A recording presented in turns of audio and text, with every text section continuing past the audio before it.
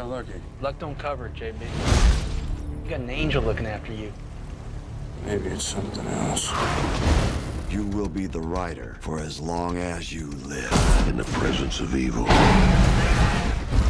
the rider takes over.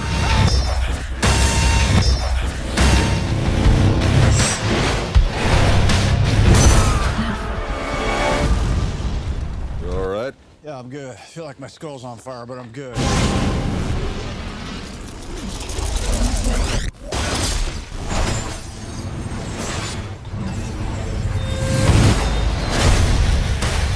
What if you have to pee while you're on fire?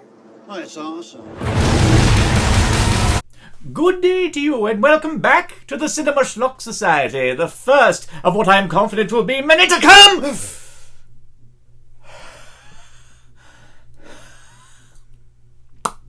And today, you find me in rare form indeed. Today I'm imbued with a sublime sense of vindication, for you see, for years I have bestowed incalculable heaps of praise unto this powerful disciple of Thespis, this impresario theatrical personification, this maestro of melodramatic merriment. I speak, of course, of the man, the myth, the master, Nicolas Cage. I'm a vampire! I'm a vampire!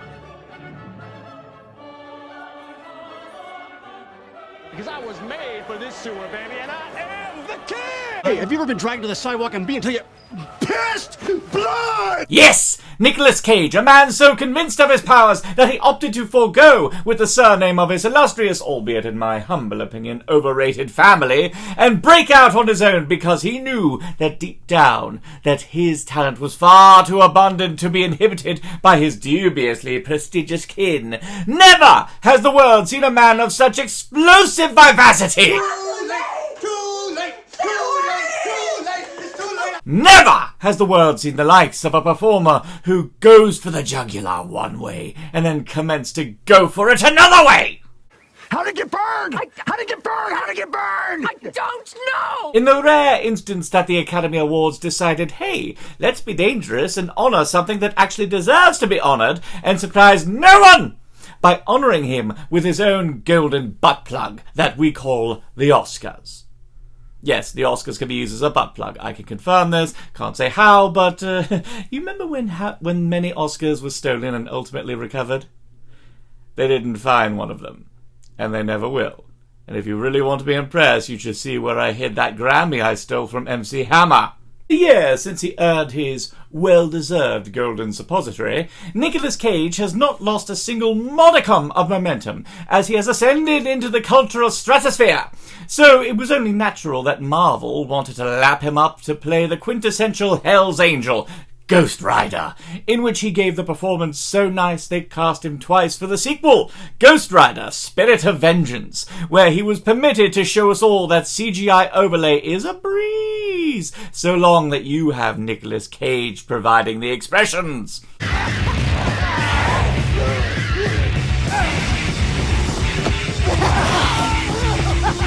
I assure you, all those effects were done in camera.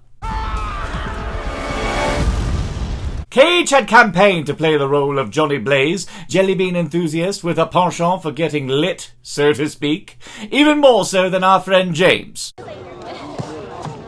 I'm James, and flames my games. The first is a stirring tale of a man who was conned into a contract by Old Scratch, and is then enslaved to a life of servitude. It is then that he is requested by Diva's boss to punish his wayward offspring Blackheart for the crime of dressing like that and not sparkling in the sun. Meanwhile, in the sequel, the Spirit of Vengeance returns to protect the Antichrist from monastic tattoo fetishists, and Kieran Hines, whose track record of playing comic book villains is quite immaculate. Immaculate, I say! Naturally. Because our society is obsessed with the best, we have to determine between which of these two sublime cinematic conflagrations is superior. It matters not for me, for I am privileged to live in a world where I get to witness a master such as Nicolas Cage portray the role of a man who bestows fiery retribution unto saints and sinners alike, while he romances an actress half his age. Even though flashbacks indicate they were kids at the same age. Only then to subsequently and effortlessly upstage Idris Elba a Herculean labor for most, but not for Mr. Cage. Ha ha! No, not he! Sorry. I suppose the excitement got the better of me. Here is our panel. You lot, introduce yourselves. Brian. Natalie. Kelly. Larissa. Matt? Lovely to see you, and lovely to see you again. Now, have you lot seen either of these two films? If so, tell us. If not, tell us. Yes, I have seen both these movies, and I'd still have to say it is some of, sadly to say, the best of Nicolas Cage's work. I haven't seen either of these movies. I'm not hopeful. I think I saw one, promptly blocked it out, so pretty much haven't seen any. So I have seen the first movie, but it's been years, and I've never seen the second movie. I look forward to it. And between these two films, which of them do you predict will be the superior film? I'm gonna say probably the first one, just because of the law of sequels. I think probably the second one might be better than the first one. I would hope the second one would be better and learn from mistakes, but doubtful. The first one is definitely a superior movie, mainly because it doesn't look exactly like a cartoon. I have no idea. Mainly just to do from the actors in the first one, because they have the higher Sam Elliott is in it. It has more of a who's who actor than the second one does. Between the CGI looking better, and they don't actually try to take it as a serious movie and not just a cartoon in itself, I feel is more superior than the second. Yeah, with superhero movies, there's a very fine line between, you know, taking yourself too seriously to where you become a joke, and then just saying, okay, we're just going to have some fun here and be silly, and it actually works, though. I mean, the way that you guys are discussing it just makes it sound like the first one is going to be better. So now I'm just like, ooh, I retract. Nick Cage is our Lord and Savior, so anything that, no matter how terrible it is, with the exception of Vampire's Kiss, was just boring. I'm a vampire. Kill me. Kill me. This is gonna be really good. He has Just had for his, him. he has his share of bombs in the movie. I mean, the remake of Wicker Man. Hey, I love that movie. It's murder! Murder! You'll all be guilty! And you're doing it for nothing! Killing me won't bring back your goddamn honey! Right, but I don't think it was supposed to be hilarious. Doesn't matter. That's the thing. Tone it down. All I know matter. is I have watched the man single-handedly save an airplane full of con men, so... I said, put the bunny back in the box. With the greatest southern accent you've ever heard. Oh, yeah. Oh, yeah. We love That man looked like an Herbal Essences commercial throughout that whole Yes. He did have really great hair. Through the whole time, wind effects. while he was under the water, while he was either in water or bleeding, it was always perfect just and magnificent looking. Immaculate. like he could just turn his head and do the food. Well, I mean, I think the very first movie I ever saw Nicolas Cage in was The Rock. He just looked confused the entire time. What do you say we cut the chit-chat? A-hole! Very good! Now grab your chains and rev up your fire-bellowing metallic steeds, and let's raise some hell! Oh! Fight! After 110 minutes of trying to resist quoting The Big Lebowski anytime Sam Elliott is on screen, and an additional 96 minutes of trying to think of a movie that doesn't feature Idris Elba in one way or another. I do not have the words to properly articulate how I feel deep inside. To watch a true artist at the peak of his powers and see the creative process unfold in front of me, we are truly seeing a master at work. Do not begin to ask me which among these two is Cage's tour de force. I shall leave that for you to decide. Well, I was wrong. This does not fall under the rule of sequels. The second was actually better, I think. It was much more interesting. It looked much better. Just everything about it was better. I'm actually glad that I was right in thinking that the second one was better. But no, it did look better. It was funnier. It was a little bit quirkier. And the CGI was way, way better. So his effects were kind of funnier. There was a first one? I do change my mind. The second one was a lot better, even though it did have more of the cartoon aspects in it. It still had a better story, better action, and much better CGI. Second one didn't put me to sleep. Felt rested after the first. This one did seem like a darker movie, but it was like it also had this. It had the same feeling of the Ghost Rider, or it didn't leave from the story from the last one, but it just more enhanced on it, made it better. This one actually had a plot. You felt like there were consequences, like there was stuff at stake. The first one, it was like, here's an origin story. Okay. And maybe we'll sneak a plot in halfway in the middle. Here, let's give them some villains to fight. Let's give them something at the end. Yeah. So, I enjoyed that in this one. Ghost Rider didn't look like a Goomba like in the first one. He definitely looks a lot better. And oh my god, what he does with the vehicles is Okay, that was and it's pretty not darn just the cool. motorcycle; it's every vehicle he touches.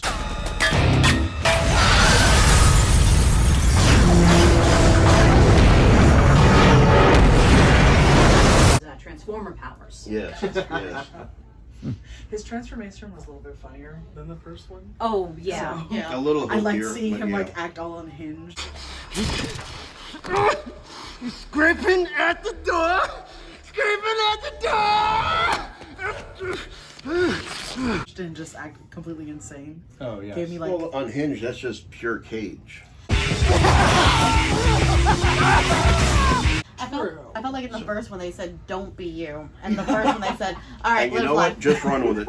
just go you with do it. you. Just go with it. Uncaged the cage. Uncage the Cage. Yeah. Which, if they could do a series on it, just call it Nicolas Uncaged. Yeah.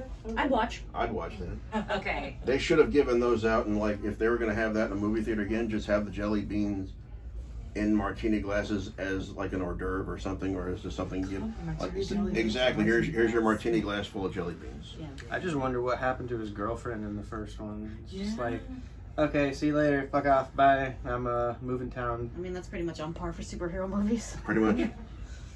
Except for Batman, but every time they learn who he is, they just move on or forget about it or go write in a newspaper. So. What was the obsession with the monkeys?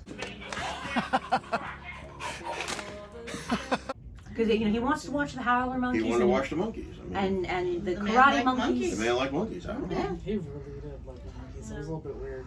It was very weird. I think that was like the You gotta let a man have his eccentricities. Everybody needs a hobby. I do feel like the villains were like if My Chemical Romance were super villains. They were a boy band. Yeah. very boy band. I've also felt that the villains kind of were like an afterthought. It's like we're putting all this into the main character. Let's give him somebody, We need some conflict. anybody. But the second one was way, way better. Oh yeah, much.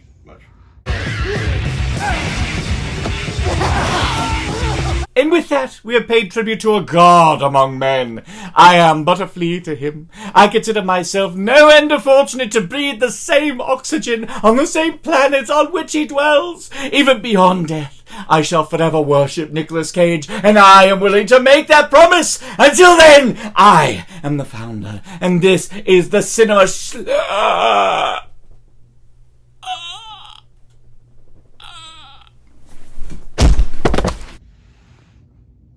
Oh my god, you guys! Are those donuts? What's that smell? Wait.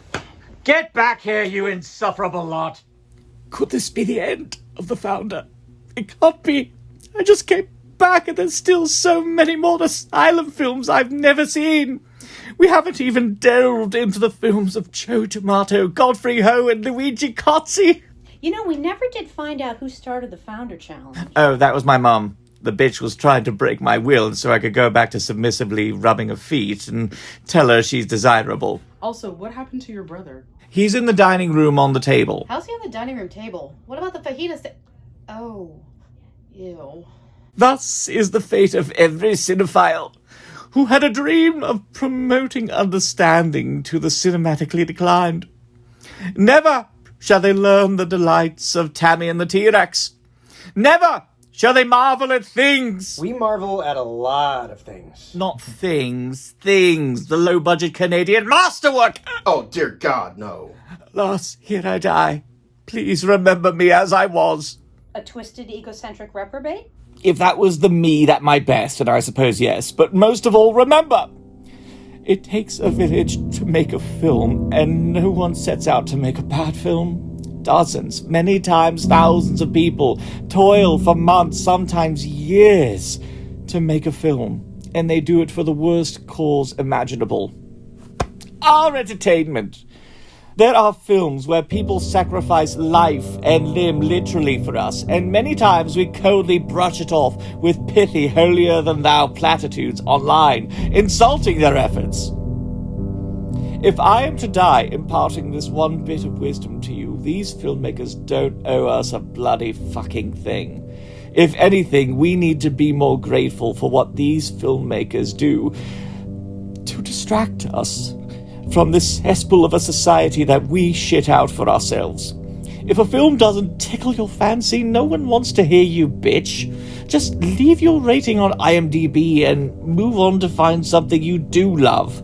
You'll be happier and people will actually want to talk with you.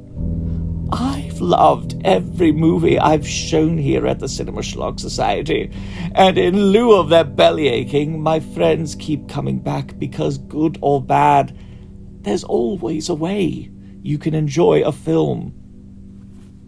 Even Kirk Cameron Saving Christmas. I am the founder, and this is the Cinema Schlock Society, and I bid you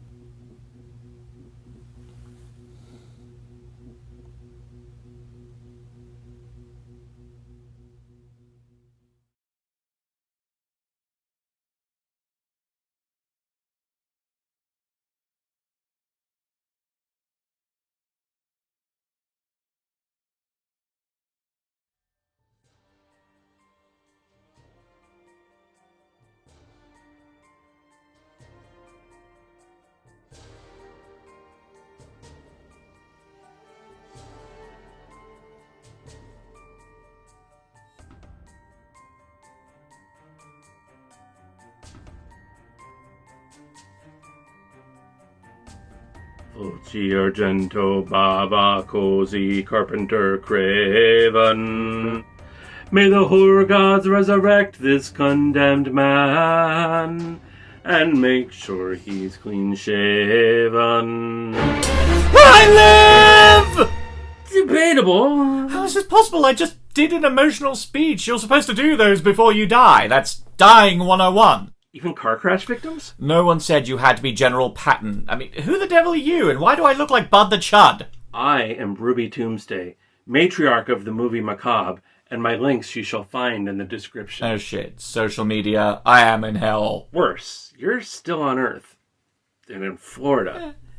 And the horror gods of cinema have resurrected you because your noble cause is not yet complete. They've decided that your gospel must be told, but that it must be directed towards a more willing audience.